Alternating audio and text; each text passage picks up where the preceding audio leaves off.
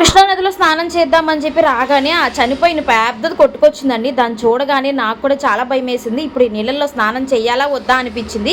Even మనం non veg తింటేనే గుడికి వెళ్ళడానికి డౌట్ పడతాం కదా, మరి అలాంటిది ఇలా చనిపోయిన శవం లాంటిది మనకు కొట్టుకొస్తే ఎలా ఉంటుంది. ఇంకా ఫైనల్గా అప్పటి వరకు బాగానే ఆడుతున్నాడండి మా వాడు. ఉన్నట్టుండి పెద్ద చేప అయితే ఇలా చనిపోయి కొట్టుకొచ్చింది. సో ఇక దాన్ని చూడగానే ఎగ్గిరి గంతేసి నేను స్నానం చెయ్యనంటే చేయను, లోపల ఇంకా చాలా చనిపోయి ఉంటాయని చెప్పి వాడు చాలా భయపడ్డాడు.